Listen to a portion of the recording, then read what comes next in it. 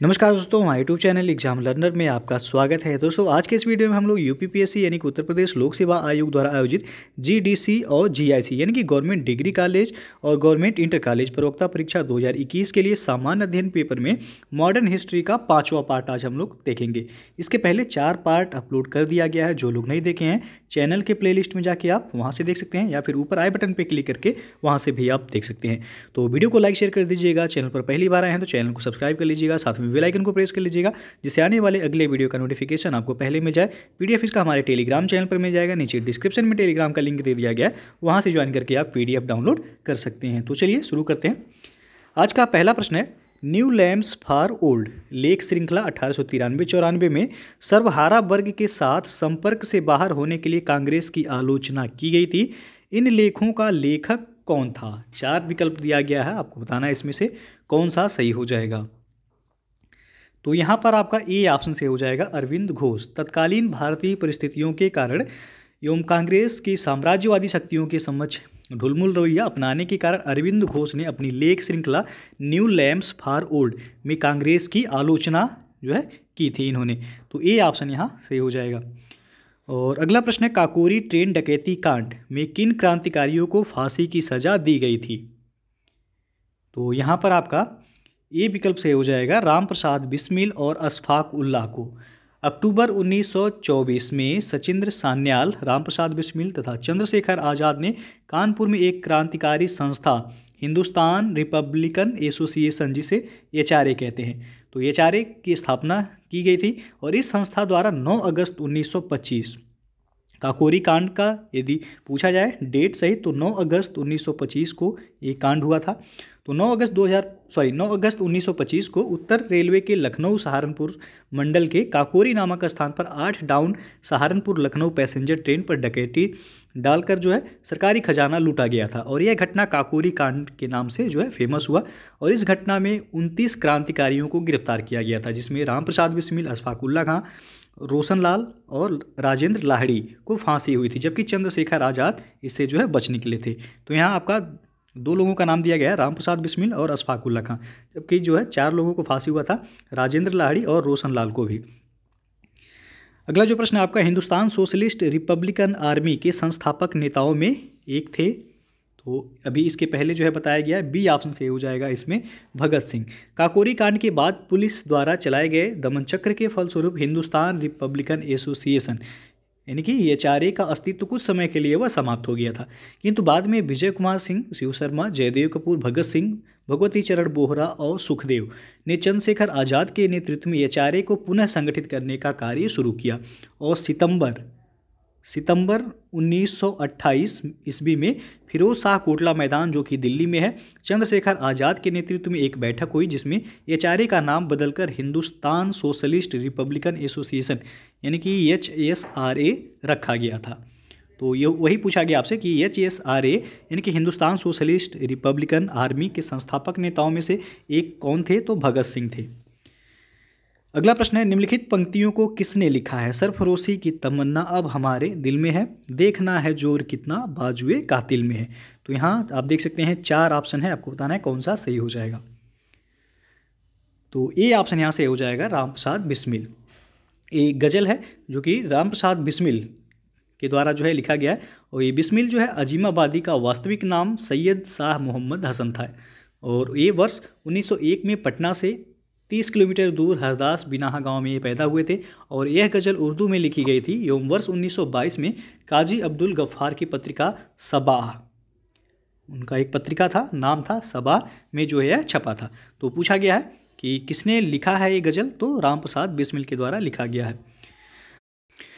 दोस्तों यदि आप यूपी के किसी भी एग्ज़ाम का जो है तैयारी करना चाहते हैं तो आप अनअकैडमी से जुड़ के आप अपनी तैयारी को बेहतर तरीके से कर सकते हैं। और आपको बता दें कि जो अनअकैडमी पर कोर्सेज अवेलेबल हैं यूपीपीएससी और यूपीएससी के रिगार्डिंग, तो सबसे पहला है आपका लक्ष्य फाउंडेशन कोर्स फॉर यूपीपीएससी 2022। ये आपका स्टार्ट हो रहा है 15 फरवरी से। ये पूरे जो है 12 मंथ का जो है कोर्स है। तो जो लोग इस कोर्स से जो है जुड़ना चाहते हैं या कोर्स लेना चाहते हैं या सब्सक्रिप्शन जो है लेना चाहते हैं तो आप जो है डिस्क्रिप्शन में लिंक दे दिया गया है, वहाँ से जाके देख सकते हैं। उसके बाद दूसरा है 100 डेज, ये यूपीपीएससी प्रीलिम्स 2021 बैच 16 फरवरी से स्टार्ट हो रहा है और 3 मंथ का जो है ये कोर्स है। ROARO प्रीलिम्स 2021 बैच ये स्टार्ट हो रहा है 16 फरवरी से।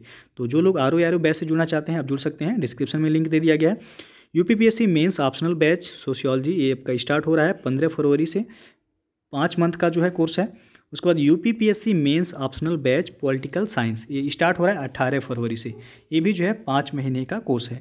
तो जो लोग जो है इनमें से किसी भी बैच से जुड़ना चाहते हैं आप अनअकैडमी लर्निंग ऐप जो है डाउनलोड करके वहाँ से सब्सक्रिप्शन ले सकते हैं। और आपको बता दें कि UPPSC प्रीलिम्स बैच 2021 100 जो डेज का बैच है ये आपका 16 फरवरी से स्टार्ट हो रहा है, आप देख सकते हैं यहाँ पे। और इसमें आपको UPPSC के टॉप एजुकेटर्स के द्वारा जो है आपको सिलेबस इसमें कवर कराया जाएगा। और UPPSC मेंस ऑप्शनल क्लियर करने का जो ब्रह्मास्त्र कोर्स स्टार्ट हो रहा है 15-18 फरवरी से, तो इस बैच से भी आप जुड़ सकते हैं। ROARO है प्रीलिम्स बैच, ये 90 दिन का जो है कोर्स है, इसमें आपको पूरे सिलेबस को जो है कवर कराया जाएगा। कि जो आप सब्सक्रिप्शन लेंगे अनअकैडमी पर 1 मंथ का सब्सक्रिप्शन लेते हैं तो एक्चुअल प्राइस इसका 1400 रुपये है। यदि आप वही हमारा रेफरल कोड यूज करेंगे एग्जाम लर्नर तो प्राइस आपको पे कितना करना होगा 1260 रुपये। और 3 मंथ का सब्सक्रिप्शन लेने पे 3500 रुपये एक्चुअल प्राइस है। यदि रेफरल कोड यूज करेंगे तो 3150 पे करना है। 6 मंथ का 5600 फीस है, लेकिन यदि रेफरल कोड आप यूज करेंगे तो आपको 5040 ही पे करना है। 12 मंथ का जो है फीस 7000 रुपये है। रेफरल कोड के साथ यदि आप पे करेंगे तो 6300 रुपये ही आपको देना होगा। और 24 मंथ का यदि लेते हैं आप सब्सक्रिप्शन तो 8400 रुपये फीस है, लेकिन आप रेफरल कोड हमारा यूज करेंगे तो 7560 रुपये ही आपको पे करना है। जिससे जो है यदि आप रेफरल कोड हमारा यूज करेंगे तो आपको 10% का तत्काल जो है वहाँ डिस्काउंट मिल जाएगा। और आपको बता दें कि अनअकैडमी का फ्री जो वीडियो प्लस पर है उसको देखने के लिए भी आप हमारा referral code exam learner use कर सकते हैं अनलॉक करने के लिए, तो ये याद जरूर रखिएगा। और इसके लिए सबसे पहले आपको अनअकैडमी का लर्निंग ऐप इंस्टॉल करना होगा। प्ले स्टोर से जाके आप सबसे पहले ऐप को डाउनलोड कर लीजिए, फिर जो है मोबाइल नंबर और ईमेल आईडी के थ्रू लॉगिन करके आप आसानी से जो है देख सकते हैं। अगला क्वेश्चन है इंकलाब जिंदाबाद का नारा किसने दिया था। तो यहाँ आप देख सकते हैं 4 ऑप्शन है, आपको बताना है कौन सा सही होगा। तो यहाँ सी विकल्प से हो जाएगा भगत सिंह। इंकलाब जिंदाबाद की रचना प्रसिद्ध कवि मोहम्मद इकबाल ने की थी, किंतु पहली बार इसे नारे के रूप में प्रयोग भगत सिंह ने किया था और इन्होंने ही जो है इस नारे को चर्चित बनाया था। तो यदि पूछा जाता इंकलाब जिंदाबाद का रचना जो है किसके द्वारा किया गया था तब मोहम्मद इकबाल हो जाता, लेकिन जो है यहाँ पूछा गया नारा किसके द्वारा दिया गया था तो भगत सिंह सही होगा। और अगला क्वेश्चन है भगत सिंह, राजगुरु तथा सुखदेव को कब फांसी दी गई थी। तो 23 मार्च 1931 को फांसी दिया गया था। हिंदुस्तान सोशलिस्ट रिपब्लिकन एसोसिएशन यानी कि HSRA के 2 सदस्य भगत सिंह तथा बटुकेश्वर दत्त ने 8 अप्रैल 1929 को केंद्रीय असेंबली में जो है इन्होंने बम फेंके थे और दोनों को गिरफ्तार करके केंद्रीय असेंबली बम कांड के अंतर्गत मुकदमा चलाया गया था। और बाद में जो है HSRA के अन्य सदस्यों को भी गिरफ्तार कर क्रांतिकारियों के ऊपर लाहौर षड्यंत्र कांड के अंतर्गत मुकदमा चलाया गया था। पूछा जाता है जो है किस केस में जो है भगत सिंह, राजगुरु तथा सुखदेव को फांसी हुई थी, तो लाहौर षड्यंत्र केस में इनको फांसी हुआ था 23 मार्च 1931 को। अगला क्वेश्चन है अब सरकार के विरोध में असेंबली में बम फेंकने के समय भगत सिंह की उम्र क्या थी। तो उस समय भगत सिंह का उम्र 21 साल से थोड़ा ज़्यादा था। अगला जो प्रश्न है आपका अनुशीलन समिति थी। यहाँ आप देख सकते हैं 4 ऑप्शन है, आपको बताना है इसमें से कौन सा सही हो जाएगा। तो डी विकल्प से हो जाएगा एक क्रांतिकारी संगठन। अनुशीलन समिति एक क्रांतिकारी संगठन था और अरविंद घोष जो है एक कलकत्ता अनुशीलन समिति के जो है मार्गदर्शक थे। अगला प्रश्न है आपका चिटगांव या चटगांव शस्त्र छापामारी, चटगांव आर्मरी रेड बोला जाता है कि योजना बनाई गई थी किसके द्वारा। तो यहाँ पर ए विकल्प से हो जाएगा सूर्यसेन। चटगांव शस्त्रागार धावे को मास्टरदा के नाम से प्रसिद्ध सूर्यसेन ने आयोजित किया था और सूर्यसेन ने बंगाल में इंडियन रिपब्लिकन आर्मी की स्थापना भी की थी। तो यहाँ ए ऑप्शन सही हो जाएगा। अगला जो प्रश्न है निष्क्रिय विरोध के सिद्धांत का प्रतिपादन किसने किया था। तो यहाँ पर डी विकल्प से हो जाएगा अरविंद घोष। निष्क्रिय विरोध के सिद्धांत का प्रतिपादन अरविंद घोष ने अपनी पुस्तक वंदे मातरम में किया है और उनका मानना था कि अंग्रेजों को भारत जो है अविलंब छोड़ देना चाहिए। जब तक अंग्रेज ऐसा नहीं करते तब तक उनके विरुद्ध विरोध प्रदर्शन करते रहना चाहिए। डी विकल्प सही होगा। अगला जो प्रश्न है गदर पार्टी की स्थापना हुई थी किस वर्ष। तो यह हुआ था 1913 में, बी विकल्प से होगा यहाँ। वर्ष 1913 में सोहन सिंह भाखना के नेतृत्व में पोर्टलैंड में Hindustan association of the Pacific coast नामक संस्था की स्थापना हुई थी और इस संस्था ने गदर नामक एक अखबार निकाला था, जिससे इस संस्था का नाम भी गदर पार्टी पड़ गया। लाला हरदयाल इस संस्था के पथ प्रदर्शक थे। तो ध्यान दीजिएगा, जो है बी ऑप्शन यहाँ से हो जाएगा 1914। और गदर पार्टी के अन्य सदस्य में रामचंद्र, बरकतुल्ला, रास बिहारी बोस, राजा महेंद्र प्रताप, अब्दुल रहमान, मैडम भिकाजी कामा, भाई परमानंद, करतार सिंह सराभा और पंडित काशीराम जो है इनके प्रमुख जो है सदस्य थे। अगला जो प्रश्न है, गदर क्रांति छिड़ने का सबसे महत्वपूर्ण कारण क्या था? तो यहाँ पर सी ऑप्शन से हो जाएगा प्रथम महायुद्ध का शुरू होना। स्वदेशी आंदोलन के निष्क्रिय होने से भारतीय राष्ट्रवाद के प्रहरी भी जो है वह निष्क्रिय हो गए थे और वर्ष 1914 ईस्वी में अचानक छिड़े प्रथम विश्व युद्ध ने भारतीय राष्ट्रीयता के प्रहरियों को जो है झकझोरा, उन्हें जो है उद्वेलित किया। और उस समय यह धारणा प्रचलित थी कि ब्रिटेन पर किसी भी तरह का संकट भारत के हित में है और उनके लिए एक मौका है, और इस मौके का कई जगहों पर कई तरह से फ़ायदा उठाया गया। उत्तरी अमेरिका में गदर क्रांतिकारियों और भारत में लोकमान्य तिलक, एनी बेसेंट व उनके स्वदेशी संगठनों ने इस मौके का लाभ उठाया और गदर क्रांतिकारियों ने सशस्त्र संघर्ष के माध्यम से अंग्रेजी हुकूमत को उखाड़ फेंकने का भी जो है प्रयास किया था। तो यहाँ आपका सी विकल्प से हो जाएगा। अगला जो प्रश्न है, किसने कहा था कि स्वराज्य मेरा जन्मसिद्ध अधिकार है और मैं इसे लेकर रहूँगा? तो यह बाल गंगाधर तिलक के द्वारा कहा गया था, लखनऊ अधिवेशन 1916 ईस्वी में। अगला जो प्रश्न है, स्वराज आम जनता के लिए होना चाहिए, केवल वर्गों के लिए नहीं के प्रसिद्ध सूत्र की घोषणा की थी किसने? तो यह सी राजगोपालाचारी ने किया था, बी विकल्प सही होगा यहाँ। सी राजगोपालाचारी की मान्यता थी कि स्वराज जनसामान्य हेतु होनी चाहिए, न कि केवल कुलीन एवं जो है अभिजात्य वर्ग हेतु जो है होना चाहिए। अगला जो प्रश्न है, इंडिया फॉर इंडियंस किताब किसने लिखी है? तो यह CR दास के द्वारा लिखा गया, ए ऑप्शन सही हो जाएगा यहाँ। भारतीय स्वतंत्रता आंदोलन के दौरान चर्चित पुस्तक इंडिया फॉर इंडियंस के लेखक चित्तरंजन दास यानी CR दास थे। अगला जो प्रश्न है आपका, निम्नलिखित में से किस नेता ने 1906 में कलकत्ता कांग्रेस अधिवेशन की अध्यक्षता की थी? तो वह थे दादा भाई नौरोजी, डी विकल्प से हो जाएगा। वर्ष 1906 के कलकत्ता कांग्रेस अधिवेशन में अध्यक्ष पद को लेकर पार्टी में विभाजन की नौबत आ गई थी, लेकिन दादा भाई नौरोजी के अध्यक्ष बनने से संभावित विभाजन वह फिलहाल के लिए टल गया था। दादा भाई नौरोजी को लगभग सभी राष्ट्रवादी एक सच्चा देशभक्त मानते थे और राजनीतिक विचारों से दादा भाई ये पूर्ण राजभक्त थे। वह समझते थे कि भारत में अंग्रेजी राज्य से बहुत लाभ हुआ है और वह इस साहचर्य के सदा बने रहने में अभिरुचि रखते थे। लेकिन जो है राष्ट्रीय कांग्रेस के कलकत्ता अधिवेशन में ही पहली बार दादा भाई नौरोजी ने जो है स्वराज की मांग की थी। तो यहाँ पर आपका डी ऑप्शन सही है कि 1906 में कलकत्ता कांग्रेस अधिवेशन की अध्यक्षता किसके द्वारा किया गया था? तो दादा भाई नौरोजी के द्वारा। इनको जो है grand old man of India के नाम से भी जो है जाना जाता था। अगला जो प्रश्न है आपका, निम्नलिखित में से किसे ऑल इंडिया मुस्लिम लीग की स्थापना की थी? तो यहाँ पर आपका डी ऑप्शन से हो जाएगा, नवाब सलीमुल्लाह खान। अक्टूबर 1906 में आगा खां के नेतृत्व में मुस्लिमों के शिमला प्रतिनिधिमंडल ने एक ऐसी केंद्रीय मुस्लिम सभा बनाने का विचार किया जिसका उद्देश्य मुसलमानों के हितों का संरक्षण हो। इसी विचार के अनुरूप जो है ढाका में संपन्न अखिल भारतीय मुस्लिम शिक्षा सम्मेलन के दौरान जो है दिसंबर 1906 में इस सम्मेलन के स्वागत समिति के अध्यक्ष और राजनीतिक बैठकों के संयोजक ढाका के नवाब सलीमुल्लाह खान ने अखिल भारतीय मुस्लिम लीग के गठन का जो है प्रस्ताव किया था। तो यहाँ पर आपका डी ऑप्शन सही हो जाएगा। अगला जो प्रश्न है, 1906 में मिंटो से शिमला में मिले मुसलमानों के शिष्टमंडल ने प्रार्थना की थी।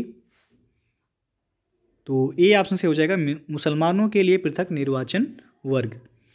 1 अक्टूबर 1906 को आगा खां के नेतृत्व में मुसलमानों का एक शिष्टमंडल जो है वह तत्कालीन वायसराय लॉर्ड मिंटो से शिमला में मिला था और शिष्टमंडल ने प्रांतीय, केंद्रीय व स्थानीय निकायों में निर्वाचन हेतु मुसलमानों के लिए विशिष्ट स्थिति की मांग की और इस मांग के जवाब में मिंटो ने मुसलमानों को आश्वासन देते हुए कहा कि उनके राजनैतिक अधिकारों और हितों की भारत में रक्षा की जाएगी। बाद में जो है 1909 ईस्वी में जो है मार्ले मिंटो सुधार अधिनियम के तहत जो है मुसलमानों को जो है पृथक निर्वाचन मंडल की जो है व्यवस्था की गई थी मुसलमानों के लिए। अगला जो प्रश्न है वो आपका, निम्नलिखित में से किसका योगदान होम रूल लीग के स्थापना में नहीं था? तो यहाँ डी ऑप्शन से हो जाएगा, टी.एस. अलकाट। टी.एस. अलकाट ये होम रूल लीग से नहीं बल्कि ये थियोसॉफिकल सोसाइटी से संबंध थे। तिलक ने अप्रैल 1916 और एनी बेसेंट ने सितंबर 1916 में होम रूल लीग शुरू किया और यम सुब्रमण्यम अय्यर भी एनी बेसेंट की होम रूल लीग आंदोलन की स्थापना से ये संबंधित थे। तो यहाँ जो है आपका डी ऑप्शन सही हो जाएगा। अगला जो प्रश्न है वो आपका, किस अधिवेशन में होम रूल समर्थक अपनी राजनीतिक शक्ति का सफलतापूर्वक प्रदर्शन कर सकें? तो यहाँ आप देख सकते हैं 4 ऑप्शन है। तो ए ऑप्शन से हो जाएगा कांग्रेस का 1916 का लखनऊ अधिवेशन।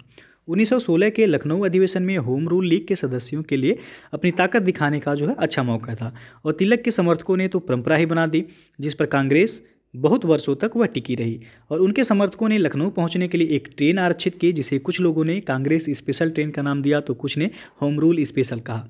अरुणडेल ने लीग के हर सदस्य से कहा था कि वह लखनऊ अधिवेशन का सदस्य बनने की हर संभव कोशिश करें और अधिवेशन की समाप्ति के तुरंत बाद उसी पंडाल में दोनों होम रूल लीगों की बैठक हुई जिसमें लगभग 1000 प्रतिनिधियों ने भाग लिया और कांग्रेस लीग समझौते की सराहना की गई। तिलक तथा एनी बेसेंट ने बैठक को जो है संबोधित किया था। तो यहाँ पर ए ऑप्शन सही होगा।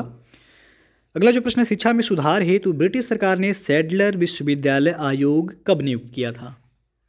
तो ये 1917 में नियुक्त किया गया था। बी ऑप्शन सही हो जाएगा। सैडलर आयोग ये शिक्षा से संबंधित था और वर्ष 1917 में सरकार ने कलकत्ता विश्वविद्यालय की संभावनाओं के अध्ययन और रिपोर्ट के लिए एक आयोग नियुक्त किया। डॉक्टर एम.ई. सैडलर जो कि जो है लीड्स विश्वविद्यालय के उपकुलपति थे और इसके अध्यक्ष नियुक्त किए गए और इस आयोग का यह विचार था कि यदि विश्वविद्यालय शिक्षा का सुधार करना है तो माध्यमिक शिक्षा का सुधार आवश्यक है। इसने वर्ष 1904 के विश्वविद्यालय अधिनियम की कड़ी निंदा भी की और यह भी बताया कि इससे कॉलेज तथा विश्वविद्यालय शिक्षा का ठीक समन्वय नहीं हो सकता है। तो यहाँ पूछा गया सैडलर आयोग कब नियुक्त किया गया था? तो 1917 में नियुक्त किया गया था। कुछ और जो है महत्वपूर्ण शिक्षा से संबंधित आयोग है जैसे चार्ल्स वुड डिस्पैच है आपका 1854 में, हंटर आयोग 1882, रैले आयोग ये 1902, उसके बाद जो है आपका हार्टोग समिति है ये 1929 में गठित की गई थी, प्राथमिक शिक्षा से संबंधित है। उसके बाद जो है आपका सार्जेंट आयोग 1944 है, राधा कृष्णन आयोग 1948, लॉर्ड मैकाले का स्मरण पत्र है ये आपका 1835, उसके बाद माध्यमिक शिक्षा आयोग 1952 और विश्वविद्यालय अनुदान आयोग 1956, कोठारी शिक्षा आयोग 1964। तो ये सभी जो है महत्वपूर्ण शिक्षा से संबंधित आयोग हैं, इसे भी आप याद रख सकते हैं। अगला जो प्रश्न है, होम रूल आंदोलन भारत के स्वतंत्रता संग्राम के एक नए चरण के आरंभ का द्योतक था क्योंकि, तो यहाँ आप देख सकते हैं ऑप्शन दिया गया है 4, आपको बताना है इसमें से कौन सा सही होगा। तो यहाँ पर आपका जो है ये ऑप्शन सही हो जाएगा कि इसने देश के सामने स्वशासन यानी कि सेल्फ गवर्नमेंट की एक ठोस योजना रखी थी। होम रूल आंदोलन के दोनों नेताओं तिलक और एनी बेसेंट की निगाह में स्वराज का अर्थ लगभग एक जैसा ही था। ब्रिटिश साम्राज्य के अंतर्गत स्थानीय, प्रांतीय एवं केंद्रीय स्तर पर उत्तरदायी शासन एवं प्रशासन की अधिकाधिक व्यवस्था की जाए जैसे गोरों द्वारा शासित डोमिनियन दर्जा प्राप्त अन्य ब्रिटिश उपनिवेशों में थी, जैसे कि कनाडा और ऑस्ट्रेलिया में यह व्यवस्था था। तो यहाँ पर आपका ए ऑप्शन सही हो जाएगा।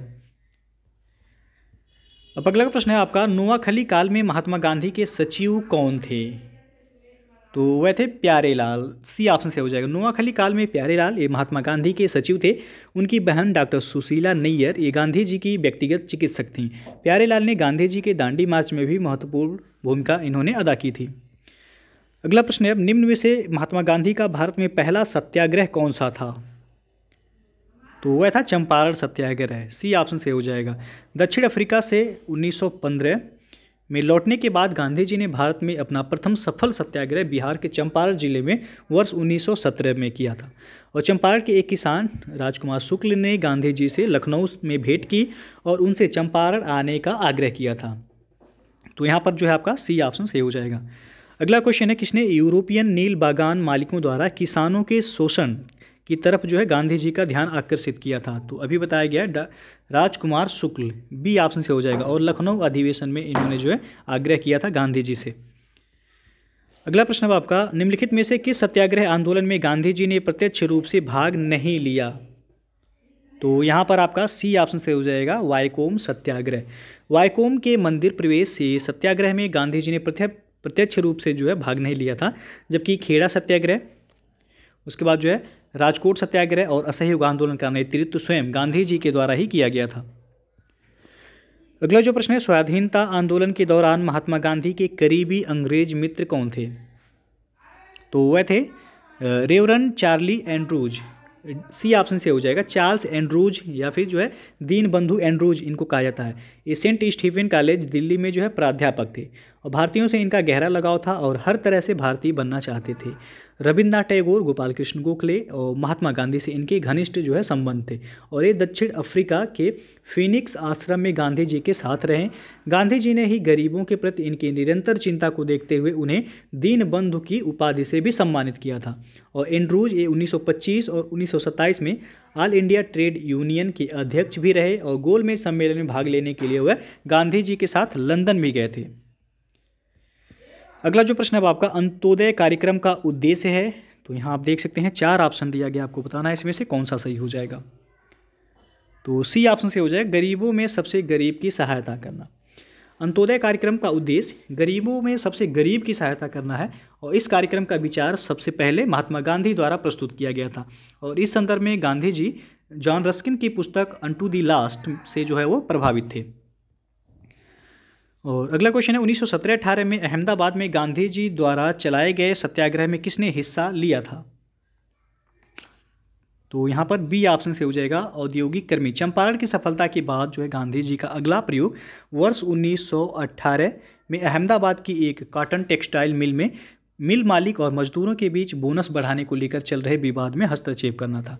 यह विवाद प्लेग बोनस को लेकर था और प्लेग का प्रकोप खत्म होने के बाद मालिक इसे समाप्त करना चाहते थे, जबकि मजदूर इसे बरकरार रखने की मांग कर रहे थे।